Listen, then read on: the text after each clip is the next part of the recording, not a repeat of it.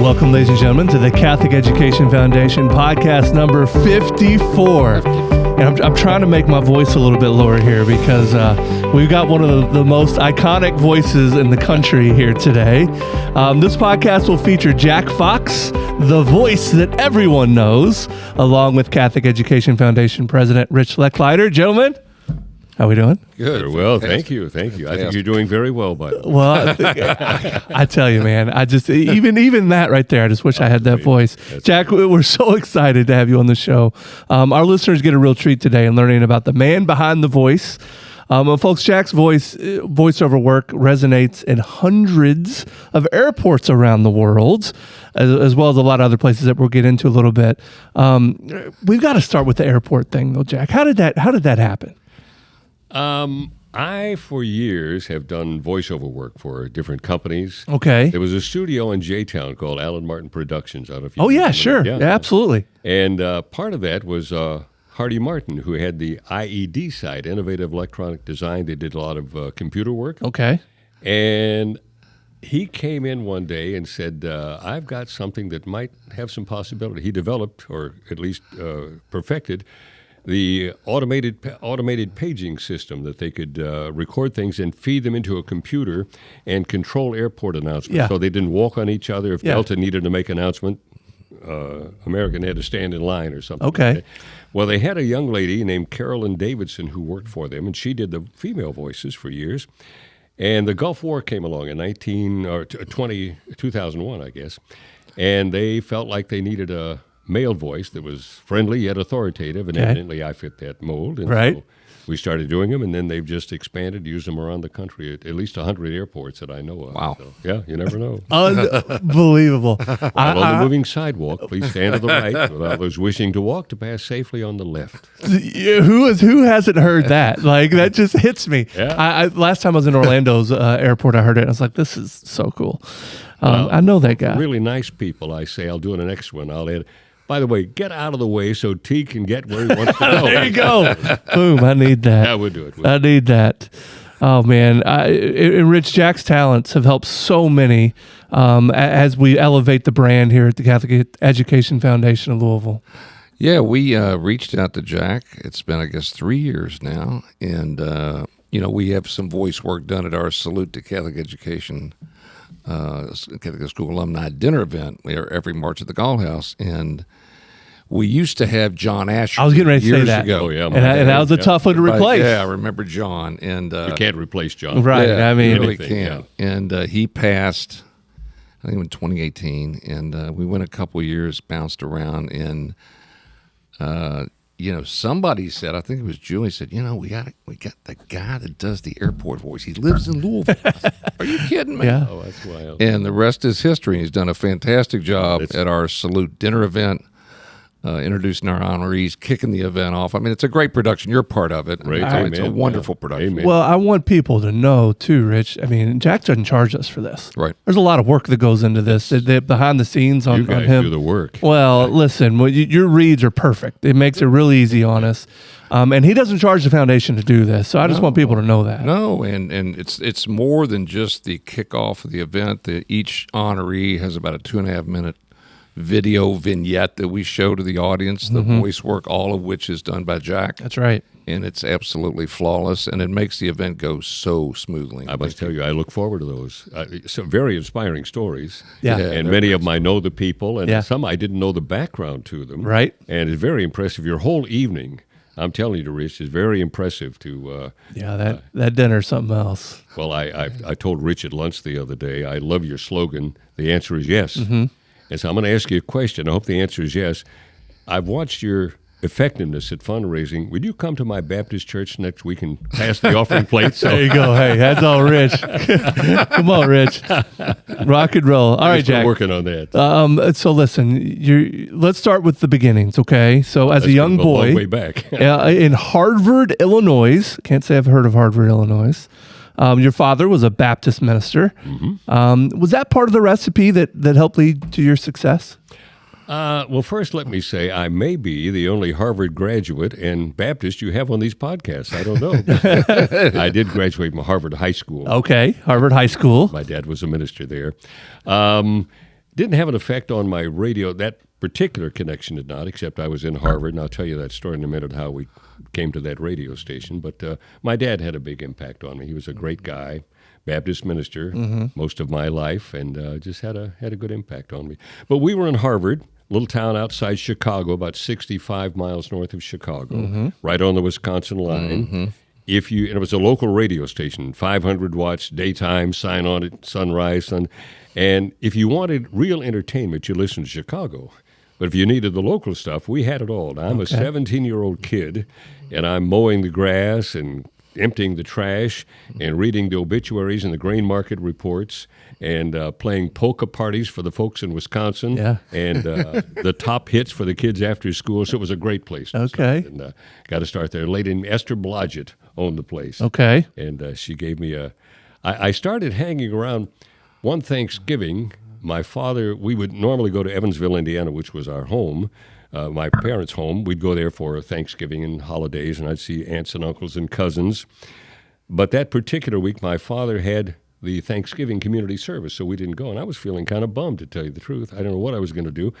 And I heard about this radio station, and it was just on the edge of town. I went out there, and Esther had given her one employee the day off, and I was hanging around with her. And I started doing that after school and on weekends. And finally, she said, if you're going to hang around, I'm going to put you to work. And so she did, and I liked it. And when my parents meanwhile had moved down to Evansville from that point, and I graduated from high school. And Esther said, stay for the summer, and I'll have a job and then go to college. So I did, and I found I liked it, and the rest is history. Was that WMC? Milk capital of the world. Okay, yeah. Milk capital of Harvard, Illinois had 7 Dean Milk and major dairy distribution areas. Okay. There. They would actually, they have a milk day. It's still doing it. It comes up in June 6th, I think. And they pave the main street. They whitewash it so it's white. Okay. And they call it the milk capital of the world.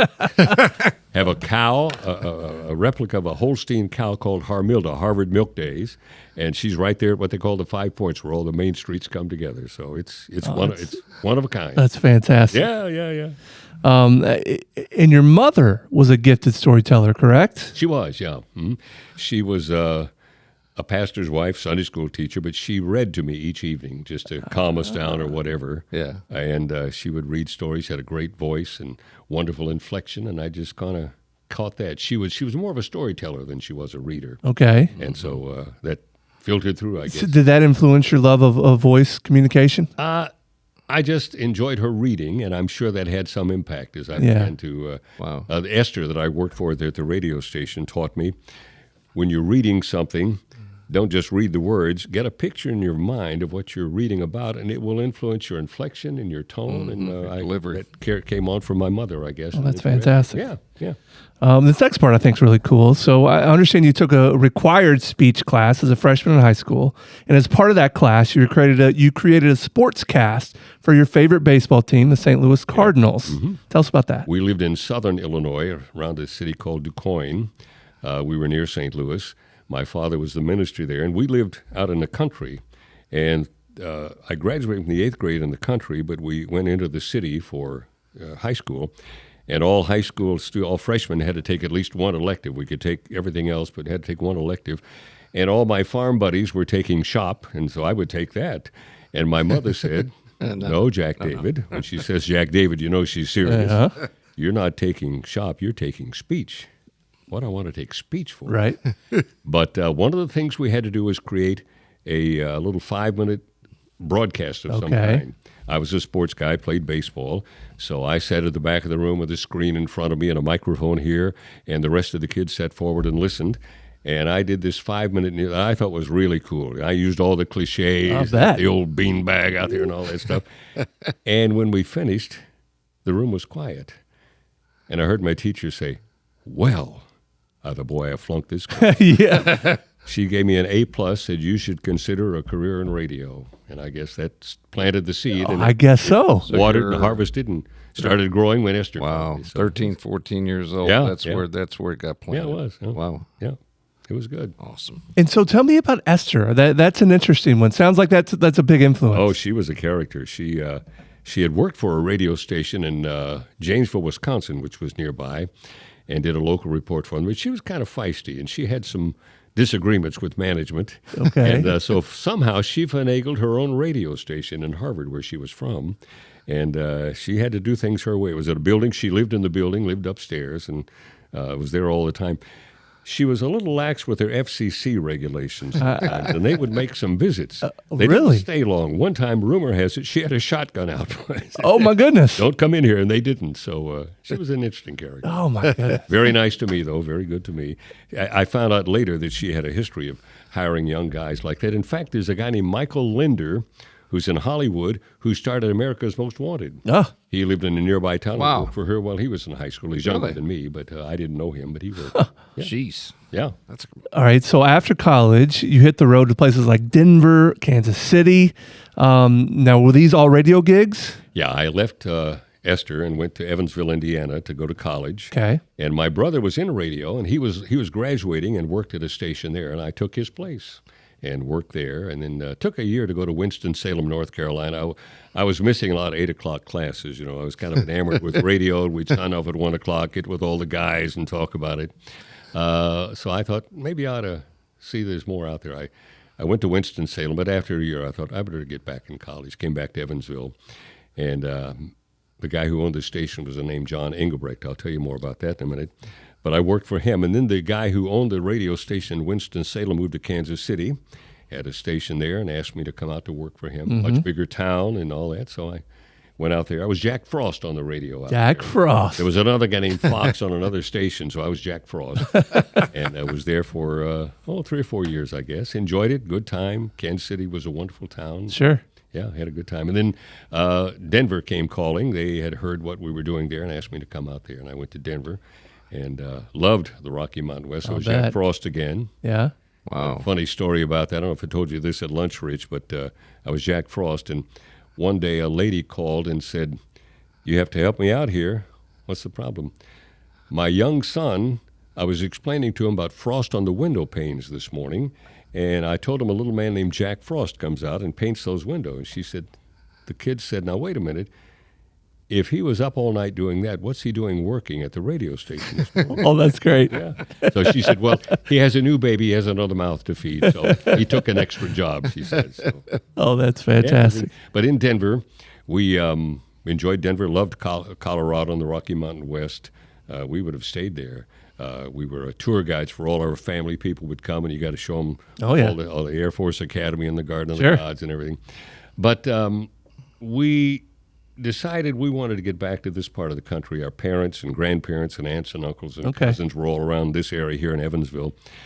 We had taken a couple of trips to Europe through the radio station, go to see Europe with Jack Frost and his wife. Okay. So we went and loved it.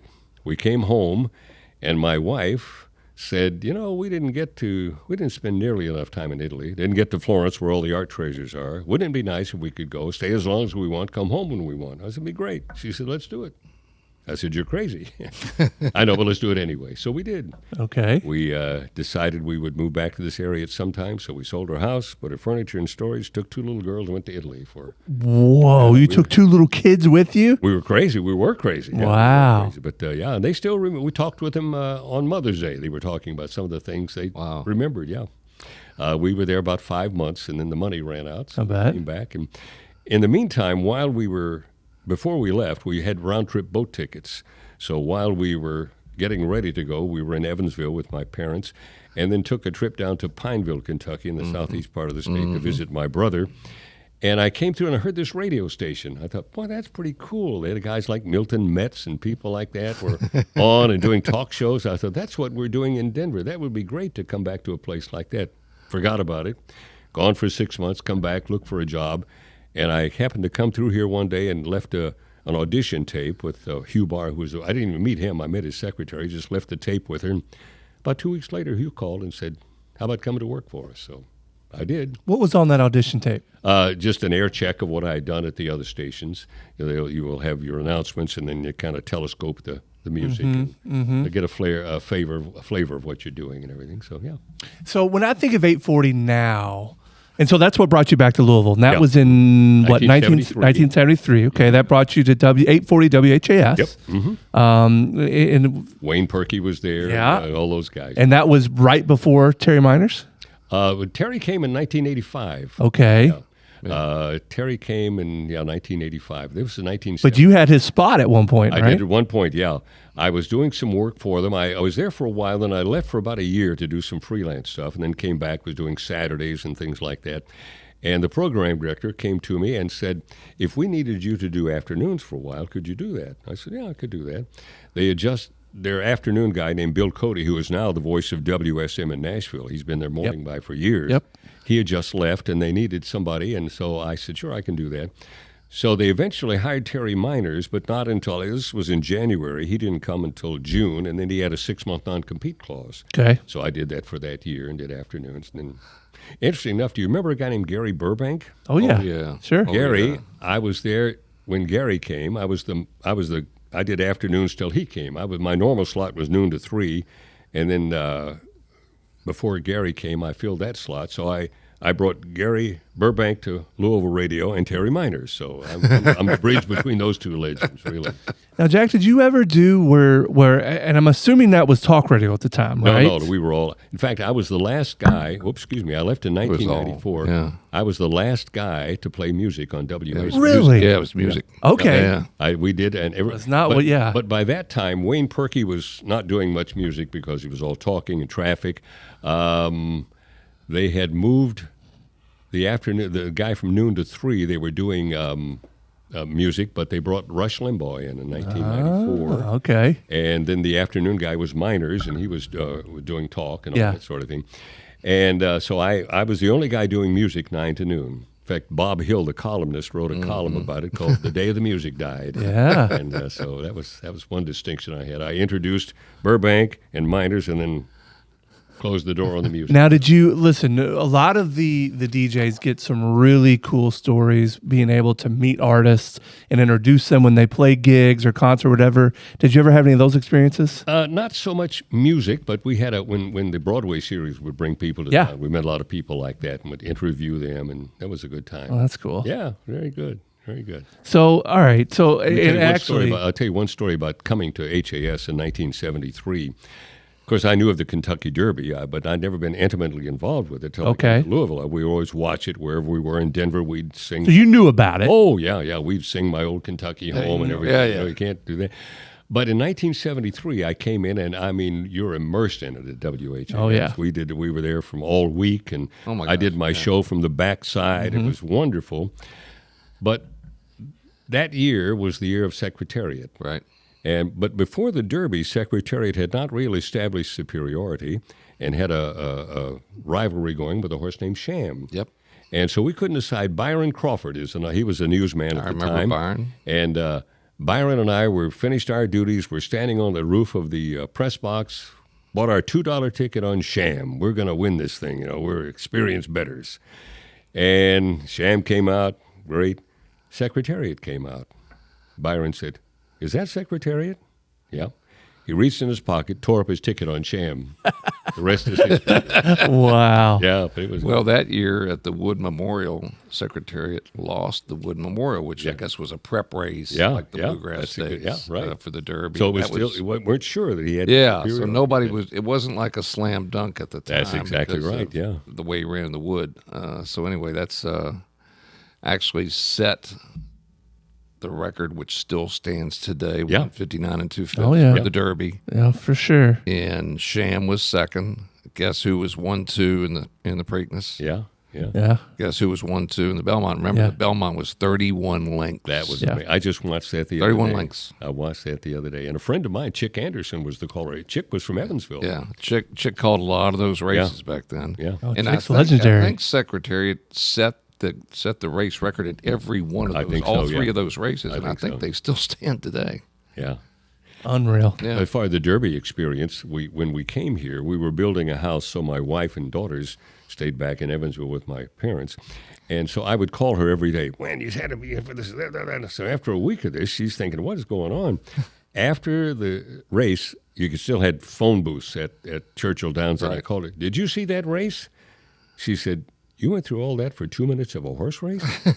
I said, "You have to be here." Yeah. The next year, she was in the middle of it, so it's been that way ever since. Well, speaking of your wife, tell us about your family and your daughters. Now, did you raise your children here in Louisville? Pretty much. They came here. They were 3 and 4 years old. Okay. Yeah, 3, and so they've grown up here. After they toured Italy a little bit? Yeah. Great time. So, we were crazy, but we did it. And they grew up here. I have 2 daughters, Heather and Jill. Let's see, Heather is the Director of Special Collections and Oral History at the University of Louisville Ekstrom Library. Wow. She does that. And then Jill has followed my footsteps. Okay. She's the voice of Louisville Public Media. If you hear any announcements on WFPL or... Really? Sure. Yeah, you'll hear support brought to you by something. Yeah. She does all that. Okay. And she also records at the printing house. She's done that for 15 or 20 years. So Is she really? yeah, we've got that in common. That's fantastic. Yeah. How'd you meet your wife? In my dad's church. Okay. I moved from Harvard down to down to Evansville, and she was a member of a small church. And there were about 4 or 5 teenage girls there. It was not a big church. But they'd heard that the pastor had a teenage son who was coming to town. And so I came down to visit one weekend, and I was sitting behind her and her friends, and she kind of turned around and looked at me, and I had a girlfriend with me. I brought my girlfriend from Harvard, so she had her work cut out. And Yeah, it certainly did. We met in church, became good friends. We talked, didn't date for 3 or 4 years, but then we finally came back together. I've been married 61 years. 61 years. 61 years. Yep. Wow. Good Lord. Going on 62. All right, Jack. So how did your amazing, successful career in voiceover work happen? Now, obviously, I see the transition, but you were a radio guy, right? You were in the golden age of personality-driven radio. How did you get into the voiceover work? In Kansas City, it really started. There were a lot of companies, many companies were doing presentations, video presentations to explain about their company and what they could do. Sales pieces is what they were. And Sure. I started doing that there, and then continued in Denver. And then when I came here, did a lot of that. I did tons of that for different advertising agencies and things like that.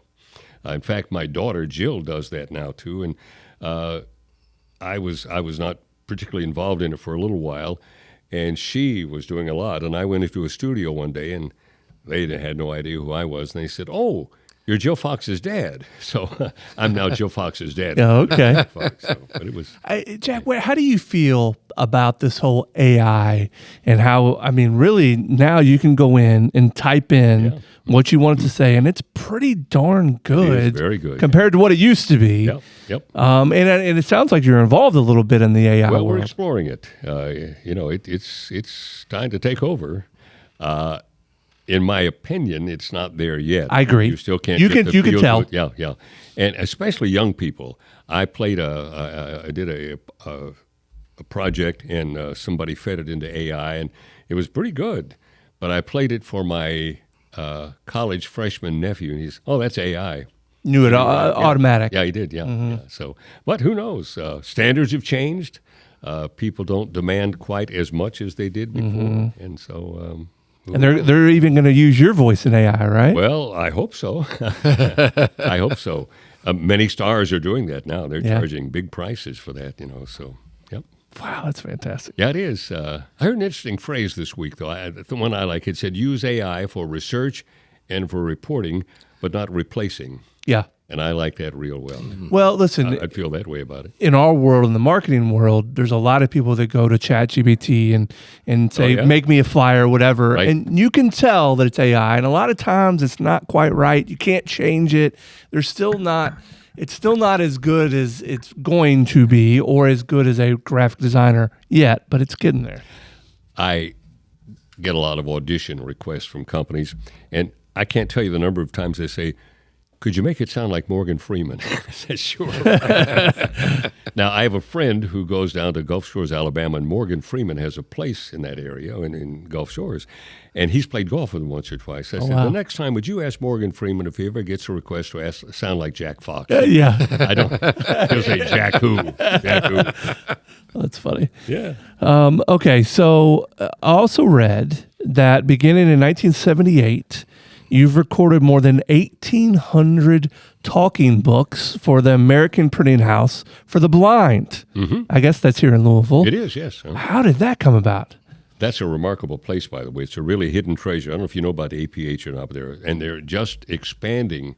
They're building the DOT experience. Yeah, there's a whole new construction. Yeah, going on there. and they've been there since 1859 or something like that. They started recording books, I think, in the late 30s. It came about because when I left the station back in the 70s for a short while, I was just doing freelance stuff. I did a lot of videos like that. But freelance is a lot and then nothing, for a while. And so I didn't have a schedule. Evidently, I need a schedule. And it's 1 o'clock in the afternoon. I'm still in my pajamas. And I needed something to get me going. And I heard they had auditions at the printing house. I went out. They approved me. And I scheduled myself at 8 o'clock in the morning. So I'd be up and out somewhere. And so that's where that started. That is awesome. Yeah. 1,800 books. How long does it take to do a book? It depends on the size of it. We do 2-hour sessions. And finished minute, I'll get 80 or 90 minutes in an hour. We have to stop and do some research, or I do make a mistake once in a while, and they'll have to stop and do that back again. But we have a monitor that sits there and listens to what we're doing. And if we make a mistake, I'm the king of misreads. I think it comes to my days on radio when you'd have to rip and read something really cold, and you may not read the exact word on the script, right? But it still sounds okay. Right. Well, they don't accept that. It's got to be the It's got to be word exact. on the script. Sure. So, hey, wait a minute, you transpose those words, you can do this. And I was at the Kentucky Library, talking book for the blind library in Frankfurt one day, and they had a lady there who was an author from that area, and she told a story about going in to read her own book, and she evidently missed a phrase or something. The monitor stopped her, and she said, "This is what it says." She says, "Oh, but I'm the author. It's okay." No, it has to be exactly what's on the No, page. it's not. So I don't feel quite so bad when I stop. That's funny. Well, I It's been good. think that's, as we talked earlier, that's an amazing legacy. It is. that you've created. No doubt. I mean, the amount of work it takes, and these are books from A to Z. Yeah. Yeah, I've read everything from, I think I told you, from Winnie the Pooh to Hannibal Lecter with Dr. Phil and Billy Graham in between. Yeah. Yeah, and to think about that body of work and what it means to so many people around the world. I mean, that is a true legacy of work. You picked out, that's very interesting. We're sitting in a dark studio, and we're trying to make it meaningful. But Jill and I both will go to speak to state conventions of the American Council for the Blind or the National Federation. And these people treat you like you're a Hollywood star. And I think I can't believe that, but it's a connection to them, to the world. Oh, That's my right. gosh. Really. Life-changing. Yeah, it puts a pressure on us to make it good and work at it and make it meaningful to them. Now, do you always read in your normal kind of talking voice, or do you change your voices for different characters? I'll soften them for a lady or something like that. Now, National Library Services or Library of Congress wants us to narrate. They don't want us to act the parts and do all that. That makes sort of sense. thing. So we read them. And but we'll change our voice, change inflection, speed up, slow down. You got a 60-year-old man here or a 2-year-old girl. In fact, I just came from a session, and it's a one out west where a man is talking to a little girl. It's his daddy, and she's talking in baby talk, and he's talking to her as a daddy. So you have to account for that. That's fair. Well, That's you're awesome. still going. It's 1978 to the day. You're still doing it. Yeah, it's changed a lot. When I first went, there were a lot of people from the broadcast media here, people you'd recognize, Barry Burnson, Livingston Gilbert, people like that, and still have some of that. But most of our people now are from Actors Theater and things like that. And then we would go in and read for a couple of hours, and now they've got a regular core that they use, and we're pretty regular hours. And it's interesting, but it's been great for me. It keeps my voice in shape. Sure. I read things I would never take the time to read. Yeah. But most of all, just meeting those people. They are remarkable people, really, when you think about what they've overcome. No doubt. Or they don't even think about it that way, most of them. Right. They're out achieving things. Get out of my way. Jill and I spoke to a group down in Tennessee, and we didn't get on until they went through their list of activities. They had a skydiving club. They had a golf club, things like that. Yeah, it was amazing. So I love to go out and visit with them. They're very inspiring. So you're also a part of an Academy Award-winning movie, The Shape of Water. Yeah. Tell us your role in that. The director, Guillermo del Toro, was coming through the Los Angeles airport and evidently said, "I want that voice for my film." He was filming The Shape of Water. So he heard the airport voice. The airport announcement, yeah. And I have to confess this. I had to call my girls and say, "Who's Guillermo del Toro?" They said, "Dad." Well, then I researched him and found out who he was. He was great. And I do security announcements. I'm not on camera, but you hear my voice in the background. It takes place in a government facility, and I'm telling people about the hours of operation and how to be aware of any danger here. It's about 15 or 16 times in the movie. Oh, that's it was so great. cool. I think I told you this is lunch, Rich. Del Toro was in Toronto at a studio, and I'm in my house at my microphone sitting there, and he's giving me directions back and forth. We finished. He said, well, it's been nice working with you. And I said, same here. I said, my kids don't believe I'm talking with Guillermo del Toro. He said, my friends don't believe I know the guy at the LAX airport. Oh, that's funny. Yeah. So we haven't stayed in touch with him, but his producer I've stayed in touch with, and we have some. The night that won the Academy Award, we didn't know it was going to win. That it was up against some heavy stuff, and I'm watching. They said, "Shape of Water." We thought nuts. So I texted the guy who had his producer who had contacted me. Thought he was watching some. He was backstage, sent me a picture with him and Del Toro and some other people out there. So it was good. That's awesome. Yeah, That is awesome. Yeah. So, Jack, as talented as you are, what are some of the ways that you've been able to give back to your community over the years?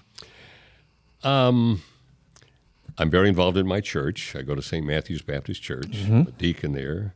Oh, you're a deacon there. Okay. Yeah, involved in a couple of Bible study classes. Some guys, well, not guys, it's co-ed now. We meet on Tuesday mornings. Then a Sunday morning Bible study, but very active there. It's a very community-oriented church. We do a lot of things around the community, so do some of that. Let's see, I made a note. I have to put these on. I can't read my writing. I've been involved for the last 3 or 4 years in a project about drug abatement, opioid abatement, and it's an interesting device that they've developed. I've been involved in that.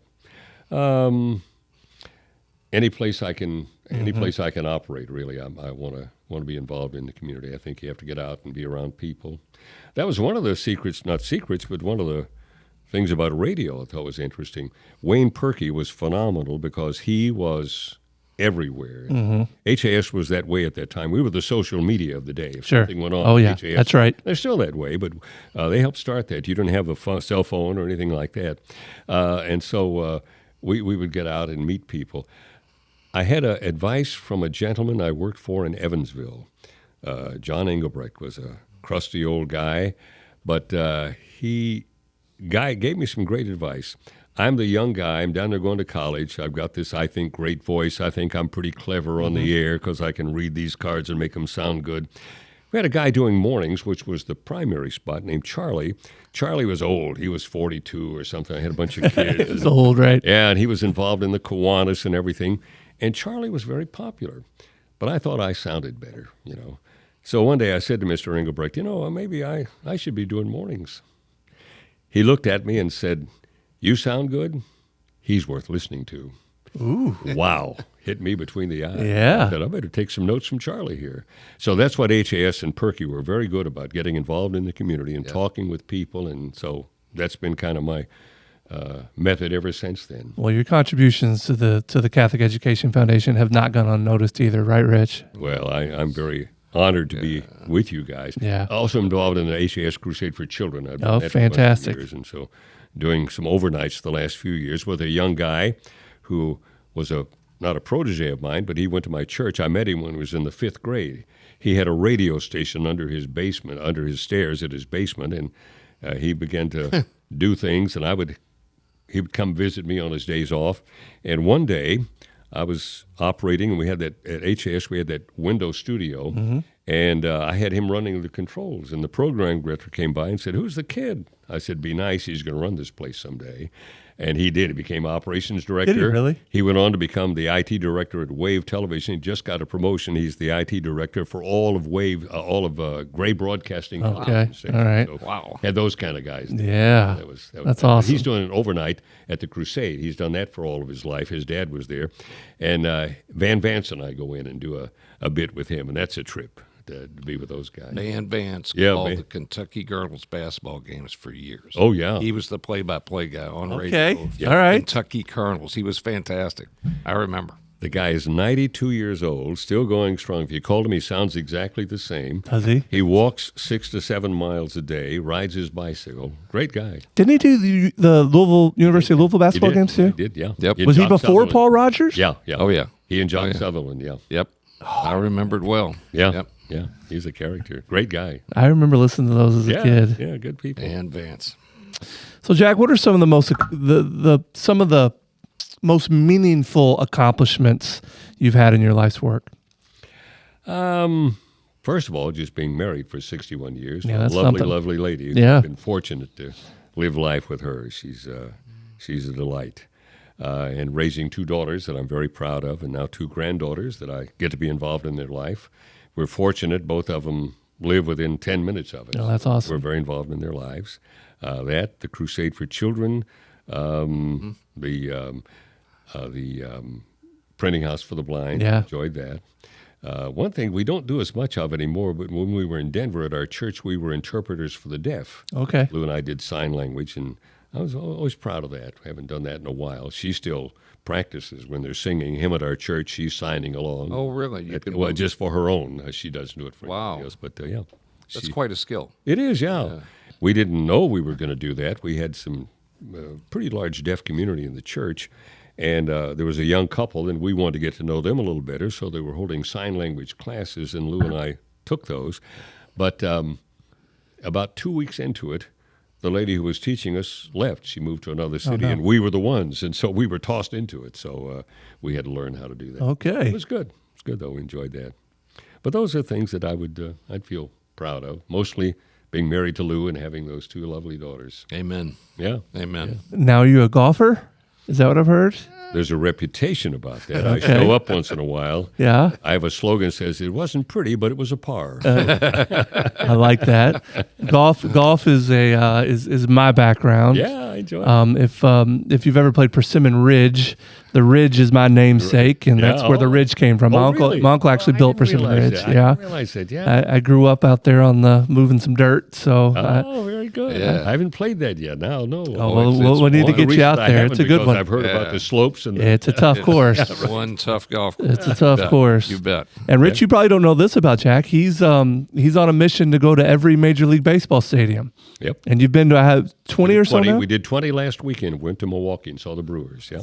Pretty cool. How many we got left? 10 left. 10 left, yeah. So he can see the light in the tunnel now. Right? Oh, yeah. We feel like we're going now, yeah. We got to arrange them 2 at a time, though. We'll get maybe Cleveland and Pittsburgh and get the Yankees and the Mets and all, do a trip like that. So it's good.